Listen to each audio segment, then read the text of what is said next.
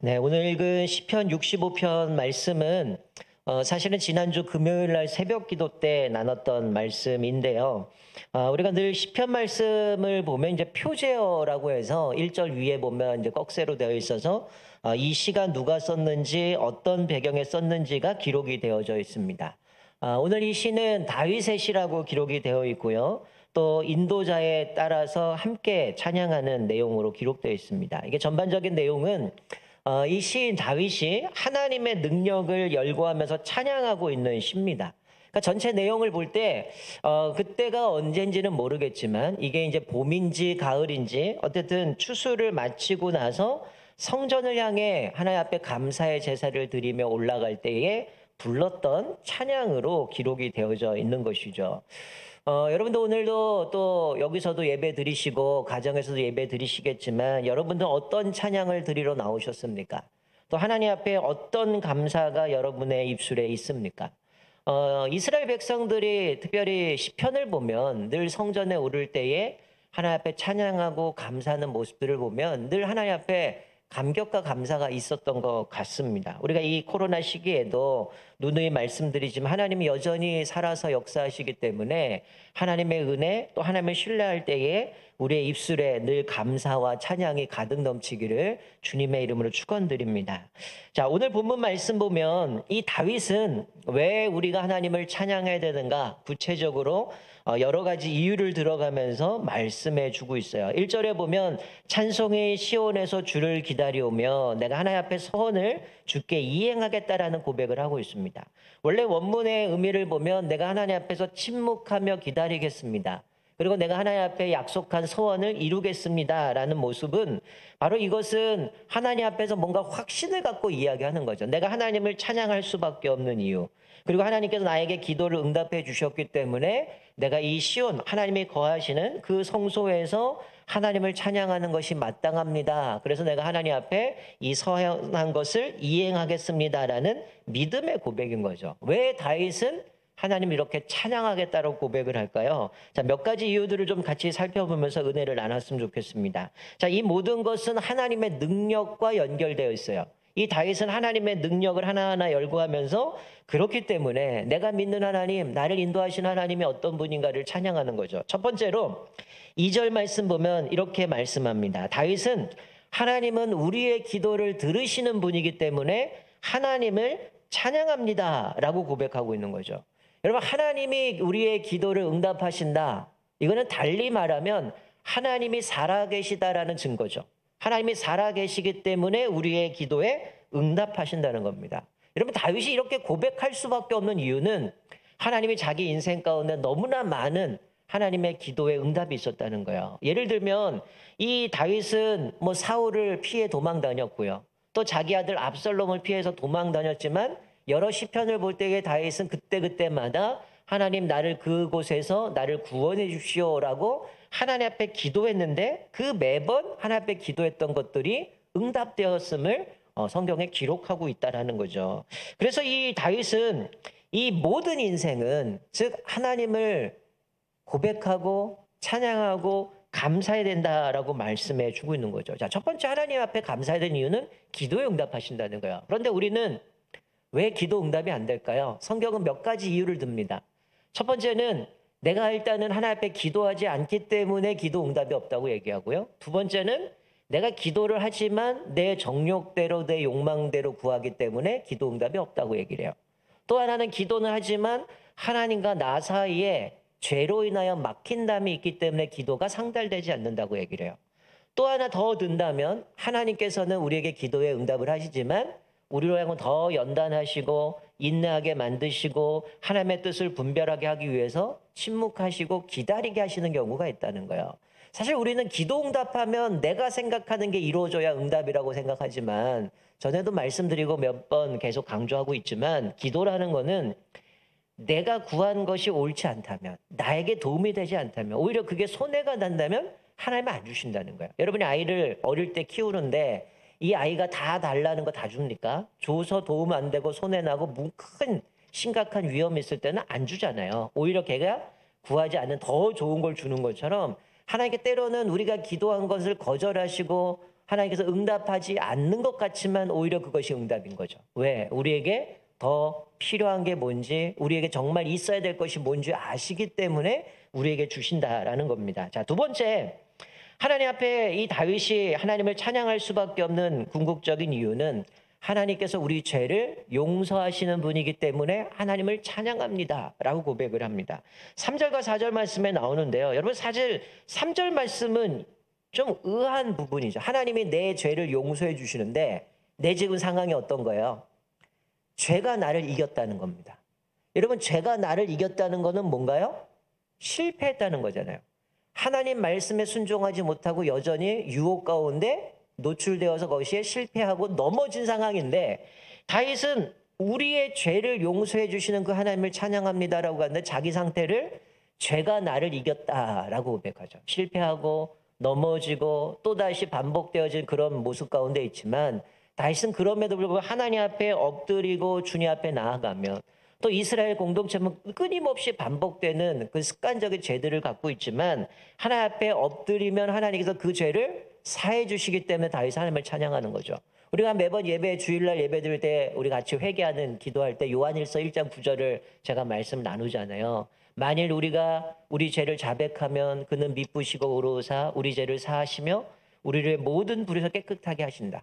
하나님 앞에 우리 죄를 아뢰기만 하면, 하나님 앞에 정직하게 회개하면 하나님이 우리 죄를 용서해 주신다는 거예요. 그래서 우리가 그때에 진정한 자유함을 누릴 수 있다는 거예요. 우리가 회개하지 않을 땐 어때요?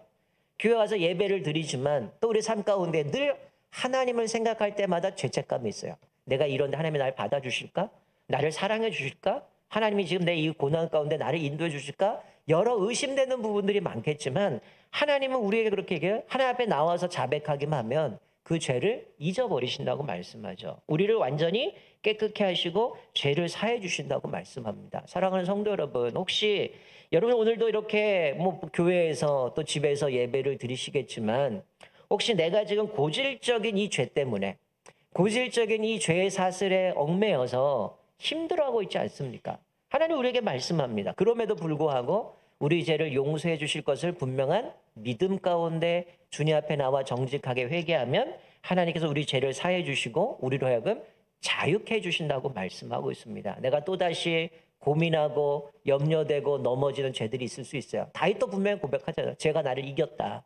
그러나 하나님 앞에 나가면 하나님의 용서해 주시는 분이죠. 밧세바를 범했지만 자기가 철저하게 하나님 앞에 깨닫고 돌이켰을 때 하나님은 그를 기쁘게 받아주셨고 용서해 주셨고, 물론 그의 잘못에 대한 부분은 죄값을 치렀죠. 그러나 하나님은 그를 용서해 주셔서 이스라엘의 지도자로 하나님 마음에 합한 자로 사용하신 모습을 볼 때에 우리가 주님 앞에 나아가며 기꺼이 우리를 용서해 주시고 회복해 주시는 줄 믿습니다. 자, 세 번째로 다윗이 우리가 하나님을 찬양해야 되는 이유가 뭐냐? 5절부터 8절에 이렇게 얘기를 하죠. 하나님은 이 세상을 하나님의 공의로 정의로 다스릴 뿐만이 아니라 우리를 구원해 주시는 분이기 때문에 우리는 찬양해야 된다라고 말씀합니다.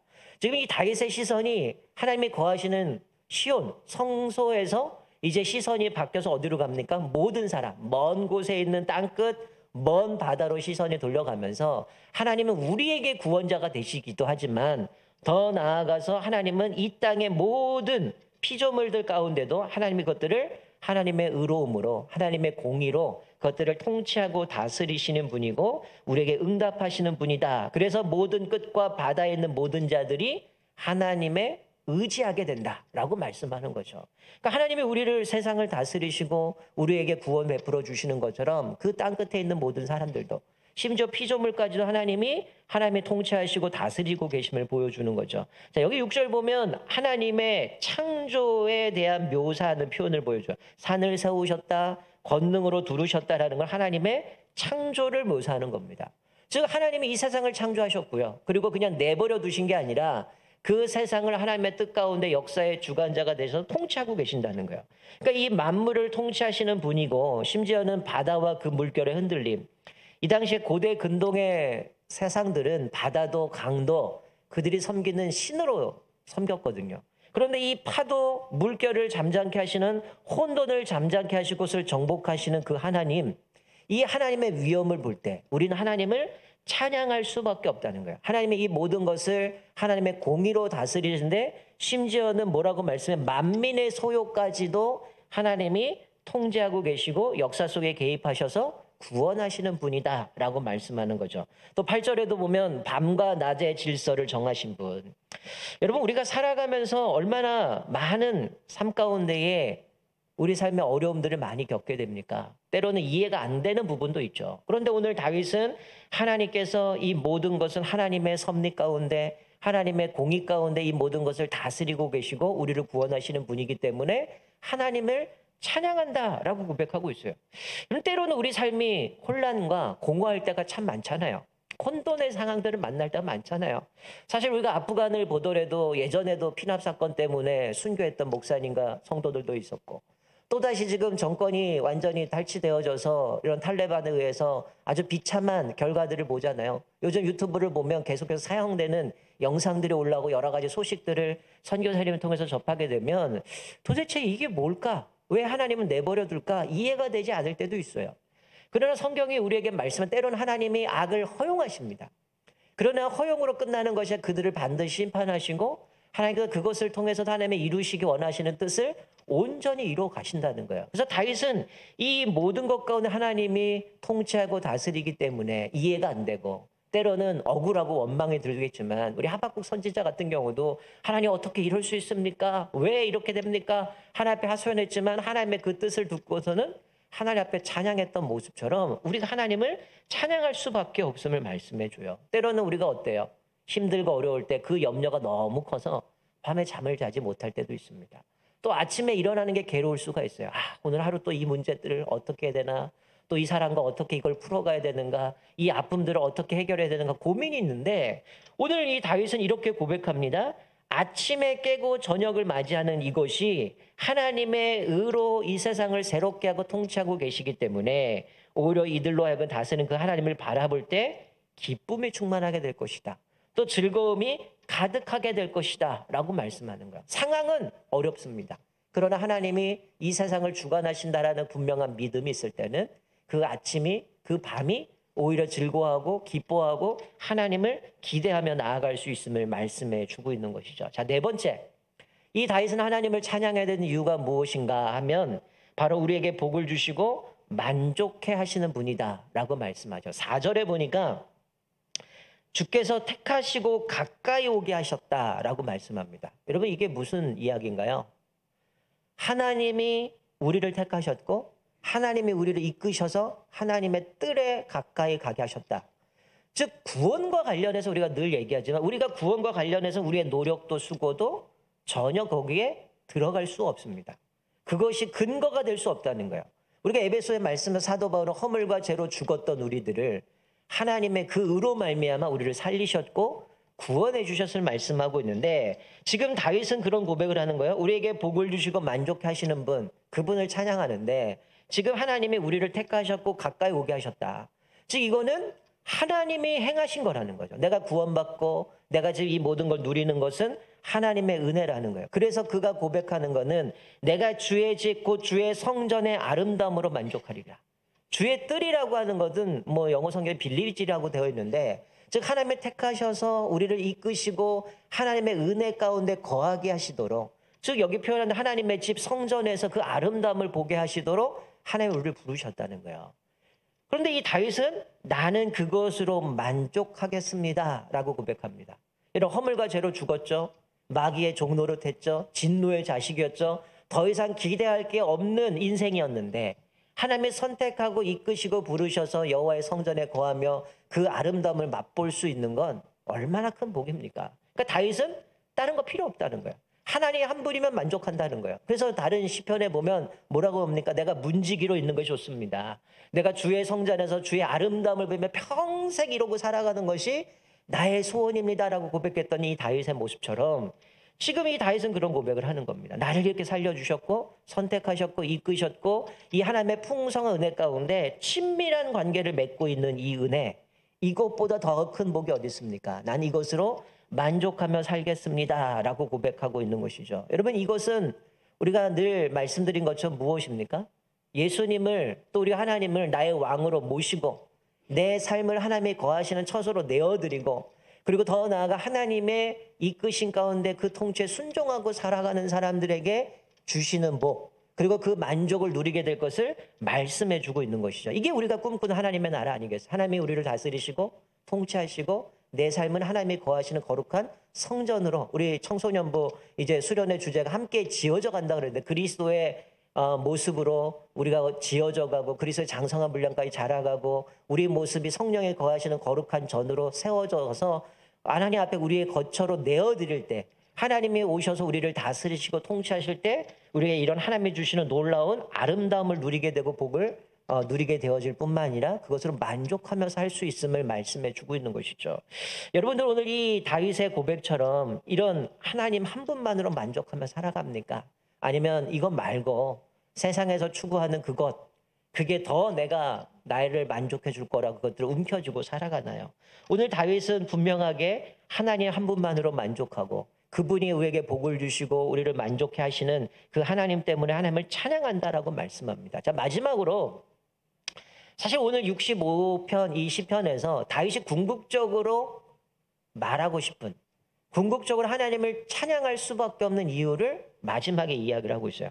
자, 9절부터 13절까지 말씀은 이 다윗이 좀 전에 말씀드린 것처럼 하나님의 다스림 가운데 통치 안에 거하고 살아가는 사람들에게 하나님이 어떻게 만족하며 살 수 있는가, 그들에게 회복해 하시는 그 복이 무엇인가를 보여주는데, 사실은 다윗이 우리를 이렇게 만들어주신 그 하나님을 찬양한다는 거예요. 지금 이들은 인도자를 따라서 성전에 올라오면 찬양합니다. 그러니까 추수를 다 하고 나서 하나님께서 우리에게 베푸신 은혜, 1년 동안 우리에게 베푸신 것, 또 봄에 하나님께서 베푸신 것, 그것을 추수하고 감사하면서 하나님 앞에 올라가며 제사 드리면서 하나님 앞에 기도에 응답해 주시고 죄를 사해 주시고 또 하나님께서 우리에게 만족하시고 우리를 구원해 주시고 이 세상을 하나님이 다스리시는 그 하나님의 은혜를 감사하며 찬양하게 되는데, 궁극적인 것은 바로 9절부터 13절의 말씀이라는 거죠. 이렇게 하나님의 통치 안에 거할 때 우리가 회복하고 누리게 될 복이 뭐냐, 아주 구체적으로 말씀합니다. 자, 여기 보면 하나님이 땅을 돌보셔요. 그리고 그것들을 풍요롭게 하시고 물을 대어서 윤택하게 하실 뿐만이 아니라 결국은 곡식을 거둘 수 있게 하셨다라고 말씀합니다. 여러분, 이스라엘 백성들은 원래 유목민이죠. 그리고 그들이 땅이 아니었던 가나안 땅을 하나님의 선물로 주십니다. 그리고 그들이 그 땅에서 복을 누릴 수 있는 건 하나님의 통치에 순종할 때에 그들이 짓지 않은 집, 그리고 그들이 농사짓지 않은 포도와 모든 것들을 얻을 것이라고 말씀하면서, 그러나 너희가 순종하지 않는데 이거 다 잃어버릴 것이다라고 말씀했는데, 지금 여기서 말씀하는 거는 이들이 가나안에 들어가서 농사를 짓는 이들에게는 이게 얼마나 큰 축복입니까? 그들에게 땅을 주셨죠. 물을 주셨죠. 윤택하게 만드시고 곡식을 거두게 하시는 것은 하나님이 행하셨음을 말씀해 주고 있는 겁니다. 그러니까 지금 이것이 사실은 우리들의 삶에 내가 뭔가 노력을 해서 얻어진 것으로 알지만 신명기 말씀을 보면 너희가 수고하지 않았다는 거야. 그리고 너희가 배부르게 먹을 때에 너희를 여기까지 인도하신 하나님, 너희를 창조하시는 하나님을 잊지 말아라고 말씀했던 것처럼 오늘 여기서 이들에게 이게 하나님이 누리게 될 회복의 복은 너희들 하나님 앞에 그렇게 순종하고 살아갈 때, 왕으로 모시고 그분의 주권을 인정하고 살아갈 때 이렇게 회복하실 것이다라고 말씀해 주고 있는 거죠. 이걸 우리식으로 표현하면 어떨까요? 여러분, 우리가 지금 살면서 늘 우리가 일터와 사업장을 경험하며 살아갑니다. 하나님이 일터와 사업장을 우리에게 허락하셨어요. 그리고 하나님이 일터와 사업장을 돌보신다는 겁니다. 그것을 경영하면서 필요한 물질도 우리에게 허락하시고, 그리고 우리가 수고한 대로 결실을 맺게 하신다라는 것이죠. 그리고 우리가 살아가는 모든 삶의 영역 가운데 그곳에 행해지는 모든 것들이 하나님 풍성하게 열매를 맺게 해주시겠다는 거죠. 가정도 마찬가지죠. 하나님의 가정을 허락하신 거죠. 남편을 만나고 아내를 만나게 하셨고, 또 그곳에서 자녀를 잉태케 하셨고, 그 자녀에게 신앙의 유산을 물려주게 하시고, 이 자녀가 자라감에 있어서 하나님의 거룩한 그 신앙을 이어받아서 믿음으로 건강하게 성장하는 것, 그리고 이들의 진로와 취업과 그들의 삶의 모든 것은 하나님이 다 허락하셔야지만 이것들을 얻을 수 있음을 말씀해 주고 있는 것이죠. 그러니까 지금 이 다윗이 고백하고 있는 것은 이 모든 결실들이 자기들뿐만이 아니라 후손들 대대로 하나님 앞에 통치에 순종하고 살아갈 때에 하나님이 이런 회복의 복을 주신다라고 말씀해 주고 있는 것이죠. 그러면서도 지금 다윗이 고백하고 있는 것은 뭐냐면, 이게 부모든 아니면 자녀들이든 이구동성으로 똑같이 얘기하는 게 있다는 거예요. 그건 뭐냐면, 이거는 내가 뭔가 지혜가 좋아서, 내가 다른 사람보다 뭔가 선점을 했기 때문에, 내가 뭔가 노력을 더 많이 했기 때문에, 내가 갖고 있는 게 좀 더 낫기 때문에 내가 이 모든 이런 것들을 이룬 업적입니다가 아니라, 이 모든 것은 하나님의 은혜고 하나님의 일하심이고 하나님의 여기까지 이끄신 것입니다라고 고백한다라는 거예요. 여러분, 지금 이 모든 것은 지금 다윗이 고백하는 하나님의 예배하셨다는 거예요. 그러니까 이가 고백한 한 해를 하나님이 돌보셨고, 이른 비와 늦은 비를 주셔 촉촉하게 적셨을 뿐만이 아니라 그들이 맺었더니 과실이며 열매며 농사며, 이것이 당연한 것이 아니라, 이것은 자연스러운 것이 아니라 하나님이 허락하셨기 때문에 얻었다라고 말씀해 주고 있는 거죠. 여러분, 제가 오후 예배 때 같이 불렀던 찬양의 가사를 좀 말씀을 드리면, 은혜라는 찬양입니다. 참 많은 그 가사에 도전이 되고요, 은혜가 되는 찬양인데요. 제가 어떤 날은 이거를 그냥 한 자리에 앉아가지고 몇 시간 동안 이 찬양만 들었던 적이 있어요. 이 가사가 이렇습니다. 내가 누려왔던 모든 것들이, 내가 지나왔던 모든 시간이, 내가 걸어왔던 모든 순간이 당연한 것이 아니라 은혜였소. 해가 뜨고 지고 계절이 변하는 모든 순간이 당연한 것이 아니라 하나님의 은혜였소 라는 가사의 고백입니다. 여러분, 지금까지 여러분 코로나가 겪으면서 사실 우리가 이거 뼈저리게 느끼잖아요. 여러분, 아파 보신 분은 아시잖아요. 내가 서 있을 수 있는 것, 걸어 다닐 수 있는 것, 밥을 먹을 수 있고 물을 마실 수 있고, 내가 화장실을 갈 수 있고, 내가 뭔가를 움켜쥐을 수 있고, 내가 누워서 잘 수 있는 것, 이게 당연한 일입니까? 건강할 때야 당연했죠. 아플 때는 당연한 게 아니었다는 거야. 그러면 생각할 때 뭘까요? 하나님이 그래 나에게 은혜를 주셨으니까 걸을 수 있었고, 앉을 수 있었고, 먹을 수 있고, 잘 수 있고, 깰 수 있고, 이게 은혜였다는 거죠. 이런, 사실 어떤 분에게는 밤에 잠을 자는 거 괴롭습니다. 잠이 안 와요. 자고 싶어도 안 해서 밤새다가 겨우 뭐 30분 자나 마나 이런 분도 있지만, 이런, 우리가 코로나 겪으면서 사실 코로나 겪지 않았다면 우리가 이 예배가 소중했을까요? 오후 예배도 같이 말씀을 나누겠지만, 이 코로나 때문에 우리가 드려지는 이 예배 당연한 게 아니었다는 거예요. 하나님의 은혜였기 때문에 예배를 드릴 수 있었던 거고요. 우리가 지금 은혜였기 때문에 그나마 10%가 또 이 자리에 나와서 예배를 드릴 수 있는 거고요.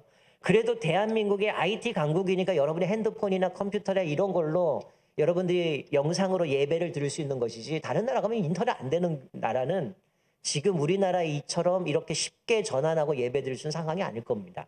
그냥 2년 동안 예배도 못 드리고 거리가 멀고 이러면 아예 다 스톱이 돼서 아무것도 할 수 없을 거예요. 이 모든 것이 사실은 하나님의 은혜였기 때문에 이 자리까지 올 수 있고, 예배 드릴 수 있고, 찬양할 수 있고, 모든 걸 할 수 있었다라는 것이죠. 여러분, 지금 이 자리에 나와서 예배 드리시는 모든 사람들에게 다윗이 지금 이 고백하는 거는 다 하나님의 은혜였고 하나님의 통치의 결과였다라는 거예요. 그래서 이 다윗은 이렇게 고백하죠. 농사를 이야기하면서 밭고랑 물이 가득하고 이랑을 평평하게 하시고 담비로 부드럽게 하시고 싹에 복을 더하셔서 열매를 맺게 하신 것, 이것도 다 하나님이 하신 것이다. 우리가 한 게 아니라 하나님의 은혜였다라고 얘기를 해요. 그리고 우리들의 삶의 모든 열매는 이 다윗이 고백하는 것, 기름방울이 떨어졌다라고 표현합니다.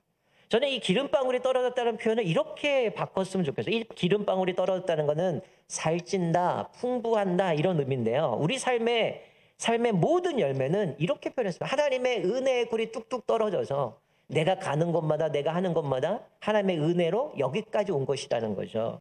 오늘 여기 시편의 말씀 보면 다윗이 뭐라고 얘기합니까? 하나님의 그 은혜의 기름의 풍성함이 한 해에 주의 길에 들의 초장에 작은 산에 양떼에 골짜기에 흘러 모든 것에 풍성한 것이 가득하게 되었다. 즉 하나님의 은혜가 미치지 않은 것이 없고요.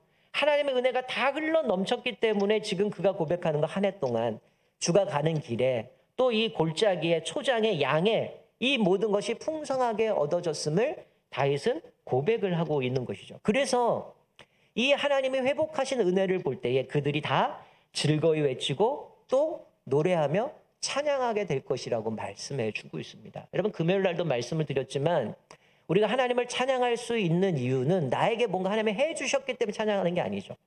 하나님은 찬양받기에 합당한 분입니다. 하나님의 그 성호만으로도 우리는 찬양할 수밖에 없는, 인정할 수밖에 없는, 그래서 원수들도 하나님을 찬양한다라고 얘기했던 것처럼 우리는 하나님 그 한 분만을 바라볼 때 찬양할 수밖에 없는 거죠. 근데 오늘 다윗은 왜 우리가 하나님을 찬양해야 되는가? 기도에 응답해 주시고 또 우리 죄를 사해 주시고 또 이 세상을 정의로 다스리고 통치하시고 우리를 구원해 주실 뿐만이 아니라 복을 주시고 만족해 하실 뿐만이 아니라 궁극적으로 하나님을 왕으로 모시는 사람들에게 하나님의 주권과 하나님의 섭리를 인정하는 사람들에게 우리에게 이렇게 완전히 회복하시는 그 하나님의 은혜로 또 감사하고 즐거워하고 찬양하게 만드시기 때문에 다윗은 하나님을 찬양할 수밖에 없다라고 고백을 하는 겁니다. 그러니까 오늘 이 시편의 이 표제어를 보는 거죠. 다윗의 시, 인도자를 맞춰서 같이 찬양하는 시라는 거죠.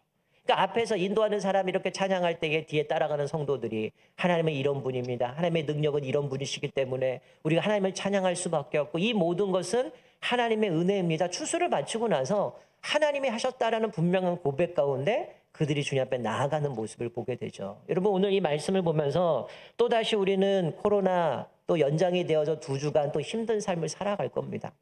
또 10월 달이 되면 위드 코로나라고 얘기하지만 우리 일상이 완전히 회복될 수는 없을 겁니다. 또 오후에도 같이 나누겠지만 우리가 이 모습 가운데도 우리의 신앙은 정말로 주님 앞에 날마다 감사가 넘쳐야 되고요. 찬양에 가득 넘쳐야 되고요. 주님 앞에 그 하나님의 주권을 인정하지 않으면 우리는 결국 퇴보하게 되어지고 어느 순간 우리는 사라져버릴 수밖에 없는 또 비참한 인생을 마무리할 수밖에 없는 그런 모습 가운데 있습니다. 우리가 오늘 이 말씀을 기억하면서 또 2주간 또 오늘 1주간 동안 지내는 동안 내 상황은 힘들고 어렵지만 그래도 지금 내가 이렇게 숨 쉴 수 있고 내가 지금 살아가는 모든 것 하나님의 은혜였고 당연한 것이 아님을 고백하면서 하나님 앞에 찬양하면서 감사하며 또 이 모든 어려움들을 넉넉히 이기며 살아가는 저와 여러분 되시기를 주님의 이름으로 축원드립니다. 아멘. 우리